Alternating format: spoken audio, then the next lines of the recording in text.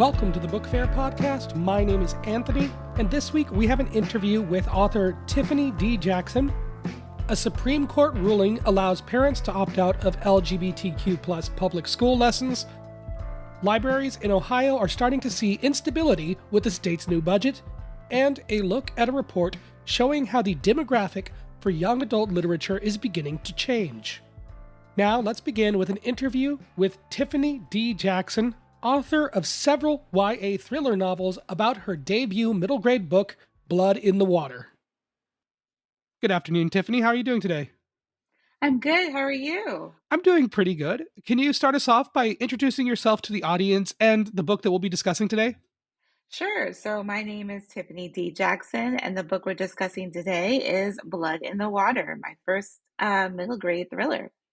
And what is the story of Blood in the Water?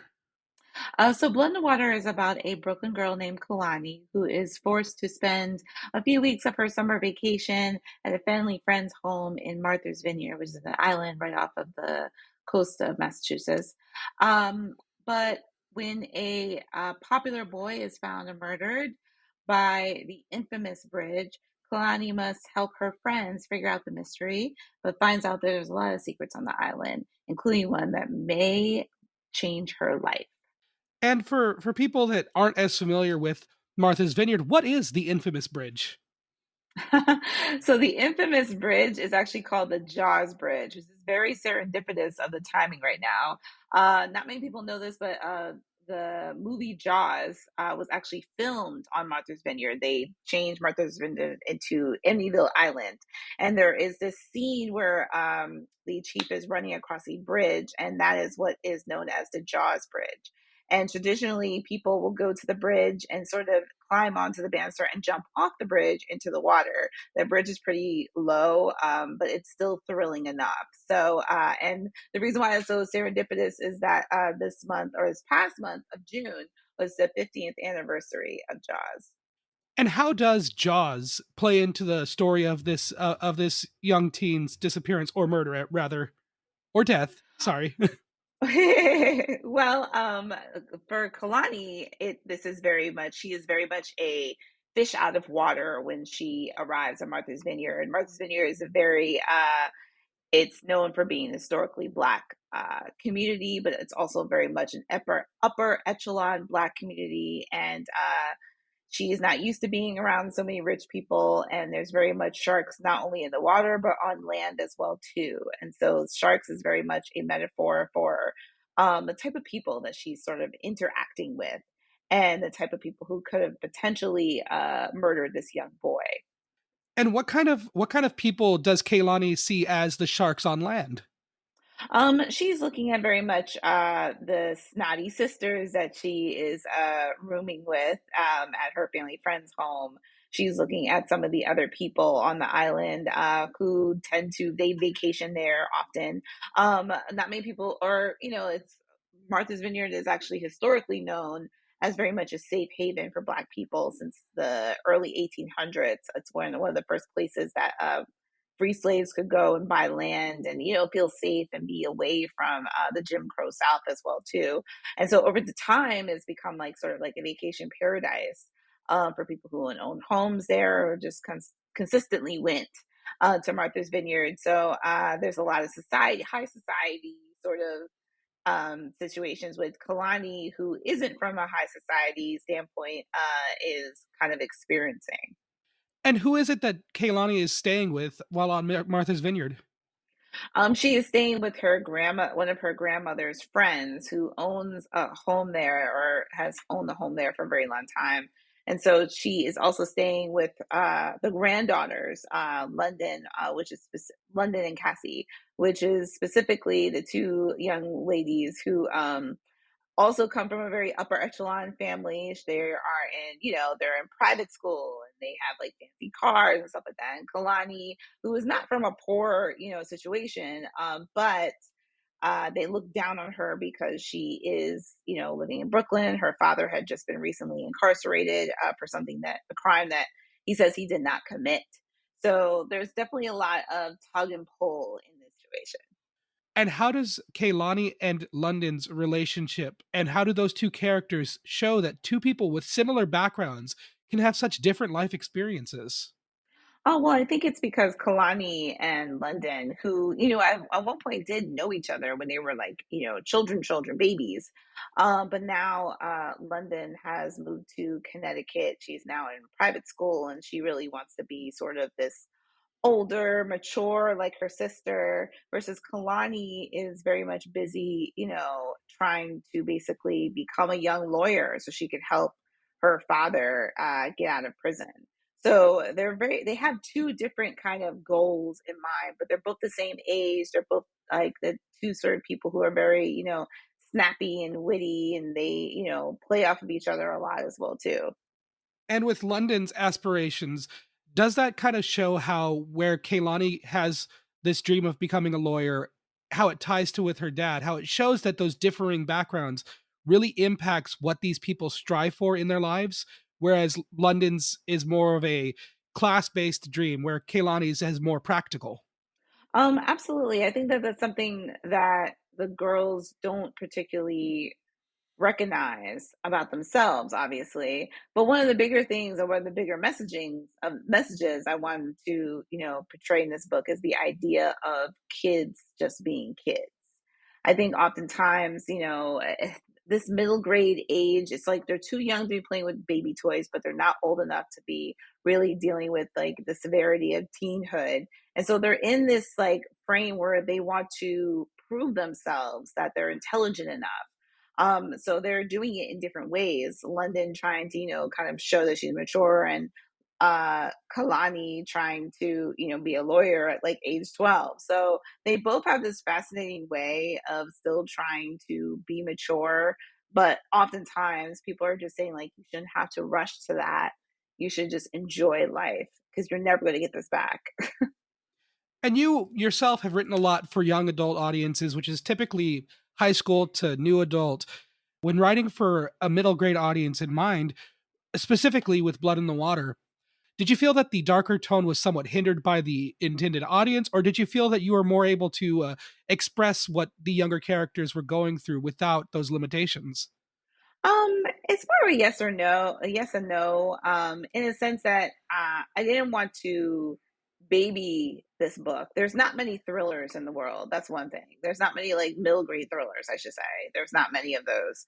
And so, but I didn't want to insult my audience by insulting their intelligence, because there are actually a lot of kids who could potentially read up and read, more mature themes. So I needed to kind of like, it was a very much a balancing act, not getting too dark, but not getting too, babyish at the same time, not making it corny, as I would like to say, because I'm all about kind of respecting my readers and where they're coming from. And I think for me, this definitely was a change in the sense of in young adults, oftentimes young adults and teens, they're learning about themselves versus middle grade. I feel like kids are really learning about the world. They're learning about adults. They're learning about, not everyone is as perfect as they seem. And, that could still be very eye opening in a lot of ways. And speaking of learning about the world, what was Kaylani's perspective as someone who diverted from London's path growing up, where they had their separate lives? What was her experience going to Martha's Vineyard and what she knew about it beforehand? So she really didn't know much about the island. She read about it with her father because she still has like these daily calls with him from prison, and kind of knew sort of that it was a vacation spot for Black people. So she understood that perspective, but she didn't realize, how very much how the other side lives. And it was very eye opening for her. But it was also, she was fascinated by the history of the island. Because, like I said, this has been one of those locations since the 1800s. So there's a lot of history, a lot of historical Black excellence, a lot of, there's even a heritage tour that talks about some of the, people from the Renaissance and where they stayed. And so she was able to really experience the island as a tourist. But also in the way that she loves. She loves learning about history. She loves learning different facts. And that's one thing that like I feel like middle graders, they love learning about random facts so that they can like basically regurgitate them to you just to prove how like, amazing and smart they are. And I love that because I love them taking initiative and, you know, expressing themselves in that way. So Kalani experiencing Martha's Vineyard more as a tourist kind of lends back to the previous idea we talked about of being a fish out of water. Was there anything in particular that you drew inspiration from when writing that aspect of her character? Um, Honestly, I took more inspiration of being just like a newbie to Martha's Vineyard. I wanted her to kind of like feel the island for the first time and sort of drawing on that magic of it. I mean, Martha's Vineyard is a very magical place just in general. You go there and you feel like you're in a own separate world. You're surrounded by hydrangeas and beaches and, you know, plenty of wildlife and lobster rolls. And it's just like a beautiful setting to be in, that it feels so distant, especially the homes. It just feels so distant from what we know the US to be like. And going more into just writing in general, you talked a little bit about how middle grade audiences will sometimes read above their grade level, and that a big way of reaching out to them is by writing in this kind of thriller horror genre. When writing for young adult audiences and now for middle grade audiences, what is it about the thriller genre that speaks to you personally? I think I've always loved this genre from the get-go. I don't know why. I think a part of it is the idea of survival. Like you always want to know what it feels like to survive something. And so you tend to put yourself in the character's shoes. But when I was younger, and basically I read nothing but R.L. Stein, Stephen King, and nothing in between, I didn't actually see myself in any of these books. It's a very white saturated genre, and I wanted to change that because I know that there are a lot of young women, young girls who are like me, who want, like, you know, sort of like the bold, the nerdy, the horror, the everything. And so I felt like that was something that I wanted to take on. I never wanted other girls to kind of feel like I did. So in a lot of ways, I'm writing for, you know, a younger Tiffany. It's great that you mentioned R.L. Stein and Stephen King because that's exactly what my reading journey was. Going from elementary school reading Goosebumps, and then in middle school finding my first Stephen King novel at the school library and then the public library, and then kind of staying in the horror genre before breaking out into uh, Right. children's literature and general fiction as an adult, and really finding a spot that I think is so fascinating to read about and to learn about. So, Mhm. what was your reading journey like, other than R.L. Stein to Stephen King? What kind of inspirations did you reach into in your reading history that led you to become the writer you are today? I think it's a little bit of it was always a bit of a natural path for me. I've always wanted to be an author, like from like 4 years old. So I just knew that this was something that I really wanted to do and kind of fought for.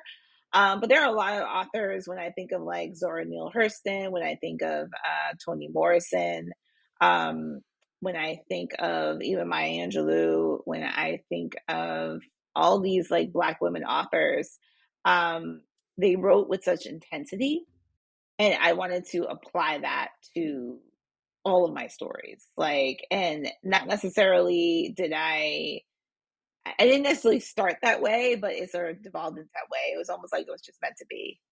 And was there a particular thing that led you to staying within young adult, or was it something that just kind of happened organically as your books began to be published? It was definitely an organic sort of um it was organic, to say the least. I think because when I was younger, or when I first started writing, I thought all of my books were adult. I was pitching them as adult. I was querying as adult. And when I finally learned that, like, no, your characters are all like 16 years old, that's a young adult. I just thought that the topics were a touch too dark, for lack of a better word. But then when I thought about it, when I really kind of like, you know, dug in and started writing, I realized that these aren't too dark, because these are the exact type of novels that I would have wanted to write. And, you know, if I'm writing for a younger Tiffany, then this is exactly what she would have wanted to read.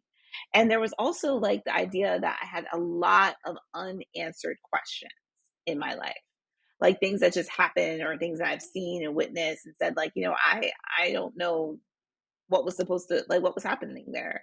And so I think oftentimes I'm writing books that answer unanswered questions that I used to have. When you are approaching these stories with darker themes, is there any kind of editorial pushback as you've kind of landed in the younger audience spaces? Occasionally, when things are maybe too violent, or maybe it's a language thing. It's mostly the violence that people like will like say something to, especially with middle grade, because I'm still like finding my footing there. As someone who's been working YA for a while, I'm trying to make sure that it speaks to that audience, and I want to ultimately respect my reader and respect their emotional connections with books. I never want people to be like so traumatized from a book that they never want to read it again or even recommend it again. So I think that's really important to respecting our readers, love of stories as well. And when it came to Blood in the Water, was there a conscious choice to make it a middle grade book? Was the character written older, or did it come about as a younger character? Or was there something from the publisher that brought the idea of a middle grade book to you that inspired the idea?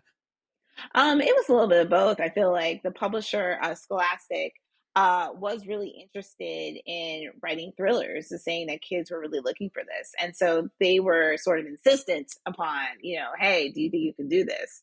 And one of the things I realized after I agreed, without even realizing it, was that there aren't many middle grade thrillers. Like I was like looking for mentor texts to kind of like get a gauge as to, how do other authors sort of like lay out the foundation of their stories? And when I was like, digging through the archives of books, I really couldn't find many that sort of fit this age bracket and were thrillers and not just like mystery. And so it was a lot of push and pull in a sense to make sure that this was like, the right kind of setting. It's not too scary, but it's not too corny, like I mentioned before. So I think that's why I'm really excited about entering this sort of like phase and genre. I mean, and this phase and this age, because I'm excited to see how these kids will graduate from these books up to my older books and, kind of read them all.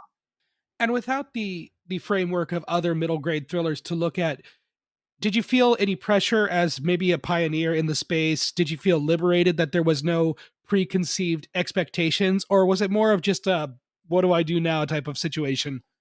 Oh no, I was terrified. I was like, I don't know how to do this. And I was constantly saying that. I was like, this sucks.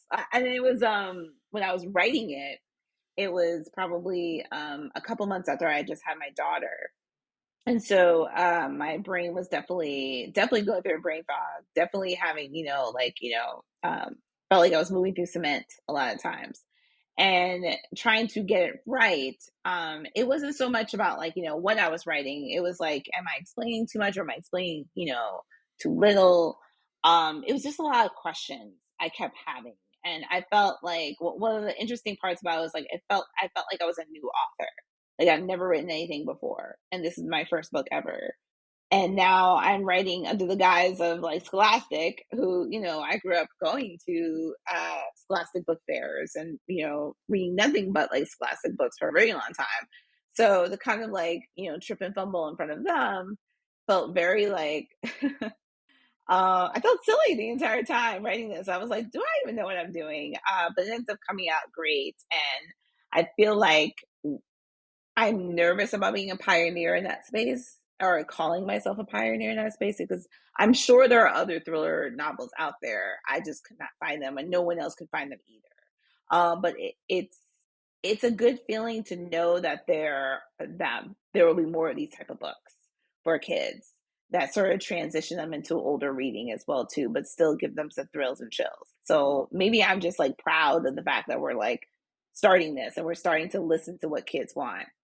So, with less framework and with less guidance in middle grade thrillers, what kind of ideas, stories, and themes do you want to make sure are present in your writing since you're kind of laying something of groundwork for upcoming authors?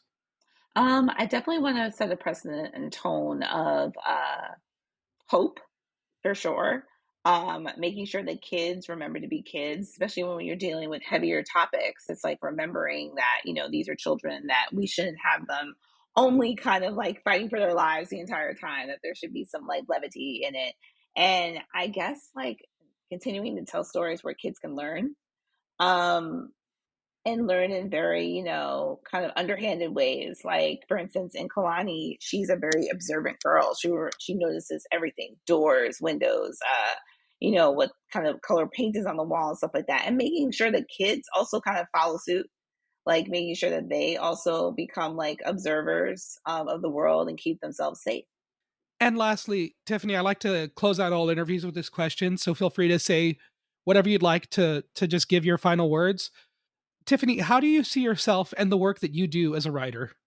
Oh, that's a big question. I think I just said this past weekend, I gave a speech at ALA that, one of the things about being somewhat of a pioneer and entering this space is that, I constantly say, like, I am writing for a new generation of kids need new generations of authors. They need bold authors. And so I'm hoping that I continue to be, bold for them until it's time for them to switch and pivot. So, yeah, Thank you very much. thank you. That was an interview with Tiffany D. Jackson. Jackson is an award winning New York Times bestseller. Her latest book, Blood in the Water, is out now. You can learn more about Tiffany and her work at writeinbk.com. WRITEINBK.com. Next, we'll be looking at notable releases out this week. But first, if you appreciate the work being done with the Book Faire podcast, there are a few ways to show your support. First, you can like, comment, favorite, subscribe, or follow the podcast wherever you are currently listening to help push it out to new listeners. Second, you can follow the podcast on Blue Sky at BookFairPod. You can also go to patreon.com/thebookfair to find episodes posted early, as well as links to news sources used in the show. Lastly, the best way to support the Book Faire podcast is simply to share it with a friend, an educator, or a young reader in your life. Now, on with the show. Next, we'll be looking at a few new recent releases, starting with an Encantadora's Guide to Monstros and Magic by Sarah J. Mendonca. Though she aspires to become a keeper, a magical locksmith, tween Rosa Coelho instead practices her skills in secret and earns money for her family by capturing the magical beasts terrorizing her town. Then the corrupt Ministerio dos Monstros informs the Coelhos that they have 2 weeks to pay a seemingly insurmountable debt or lose their magic Encantadora shop. After Rosa successfully completes a keeper task for a strange girl, she receives a mysterious invitation to join the Tea Leaves, an infamous group of thieves, as their keeper. Despite realizing that the Tea Leaves mistake her for a professional keeper, Rosa saddles up with the thieves, hoping she'll be able to save enough money from heists to pay off her family's debt and elevate them to a new economic status. But as her secret criminal dealings drive a wedge between Rosa and her family, fear of being discovered as a false keeper mount. Debut author Mendonca's characters are a standout feature of the novel. Rosa's difficulty balancing personal desires and familial loyalties alongside unflinching depictions of harsh financial realities resonates through this unique, complex fantasy adventure whose world-building draws inspiration from Portuguese origins. An endnote concludes, and this book is recommended for ages 8 to 12. Next up, the first book in the Bazaar series, Mirror Town, by Danielle Nayeri and illustrated by Liz Enright. In this double graphic novel debut, a fantastical series opener, Newbery medalist Nayeri spins tales of passing strange originating from a magical marketplace boasting enchanted wares. Every item bought and sold at the Bazaar, run by blonde, temperamental Babs and her grumpy, salt and pepper bearded partner Bruno, has a story, including an antique mirror with the power to transport users to mystical alternate realities, the tale of which 12-year-old protagonist Abel soon learns. To help distract himself from how lonely he feels during summer vacation, incoming middle schooler Abel assists his elderly neighbor in cleaning out her garage. It's there that he finds an old mirror, which he brings to the Bazaar and offers to trade to Babs for a good luck charm. When he accidentally falls through the mirror and finds himself in an alternate world, Abel will need more than luck to make his way back home. Through Babs and Bruno's intermittent narration, conveyed in sporadic pop-ups throughout, Nayeri cleverly highlights the potential consequences of limitless magic. Enright's bold and brightly colored illustrations add dynamic movement to this freewheeling, wish-fulfilling adventure, which suggests that too much of a good thing can be as dangerous as it is exciting. This book is recommended for ages 8 to 12. And lastly, Into the Bewilderness by Gus Gordon. Furry BFFs leave behind their idyllic forest habitat to experience the hustle and bustle of the city in this earnest graphic novel, a solo debut from Gordon. Louis, a guitar-playing, song-singing brown bear, and Pablo, a grumpy, bespectacled mole, are best friends who share, to varying degrees of pleasure, a love for outdoor adventures, both big and small. While life in the woods is pleasant, Louis often wonders, what if there's something else out there beyond the trees? Like other toothpaste flavors, Pablo adds. When Louis wins 2 tickets to attend a play in the big city, the besties embark on a journey toward the sprawling metropolis. Though silly mishaps like Louis eating all their rations in one bite test the chums' friendship, they're always able to smooth out any conflict, some with a song, others with a moment of quiet contemplation. Loose line art and a warm, earth-toned color palette gives way to cool blue hues as the friends travel from their idyllic home into the busy city. Good-humored banter elevates an inviting and delightful jaunt featuring new experiences, social emotional learning, and enduring friendship. This book is recommended for ages 8 to 12.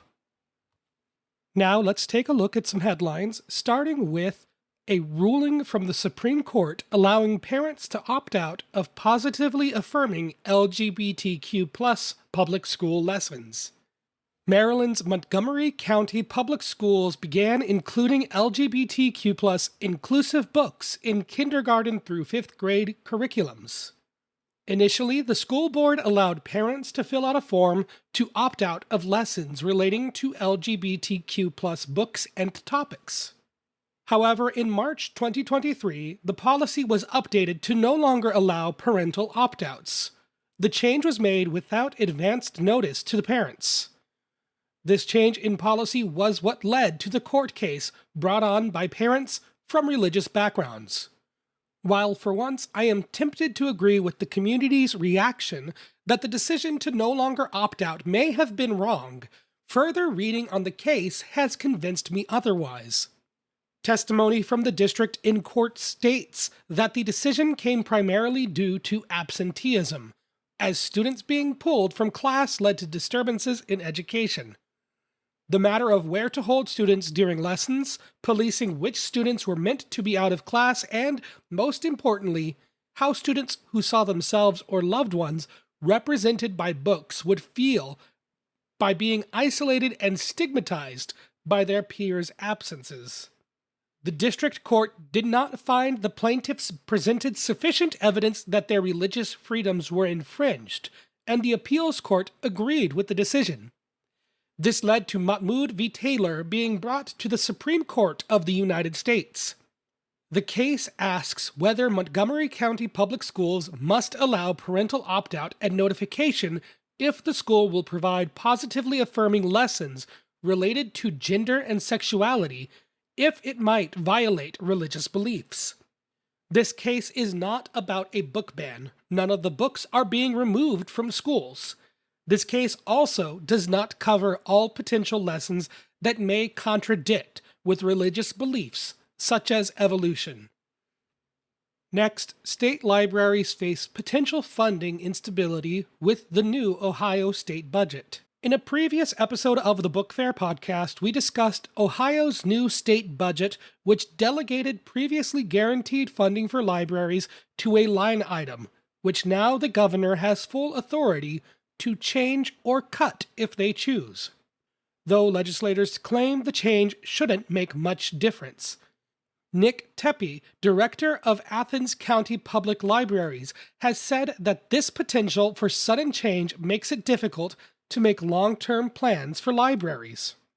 Even now, there are challenges before this change, saying, quote, "While our costs continue to go up just like everybody else's, the state has basically kept us at the same level of funding as we were in the early 2000s, end quote.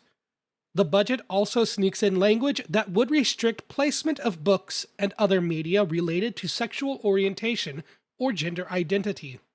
Thankfully, Governor Mike DeWine vetoed this item because of its vague language and redundancies with existing restrictions for mature materials. Now for our last story of the week.